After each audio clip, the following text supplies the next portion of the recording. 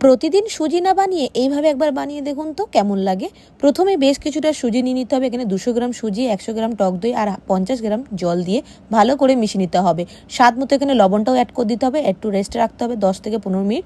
কিছুটা আলু সেদ্ধ নিলাম, ভালো করে ম্যাশ করে নিলাম। পেঁয়াজ কুচি, লঙ্কা কুচি, গাজর কুচি, ধনেপাতা কুচি, কিছুটা চাট মশলা, লবণ, ধনের গুঁড়ো, গোলমরিচের গুঁড়ো, কাঁচা লঙ্কা দিয়ে দিয়েছিলাম।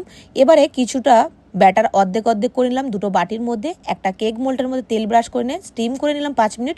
অবশ্যই কিন্তু একটা ব্যাটার মধ্যে বেকিং সোডা দিয়ে দিতে হবে, মানে দুটো ব্যাটারের মধ্যে আমি বেকিং সোডা দিয়ে দেবো। তারপর স্টিম করতে দিয়েছিলাম 5 মিনিট। তারপরে ভালো করে স্টিম হয়ে যাওয়ার পর, একটু ঠান্ডা হয়ে যাওয়ার পর বেশ কিছুটা যে ব্যাটারটা ছিল সেই ব্যাটারটাও আবার দিয়ে দিলাম। আলুটা স্প্রেড করে তারপর ব্যাটারটা দিয়ে দিয়েছিলাম।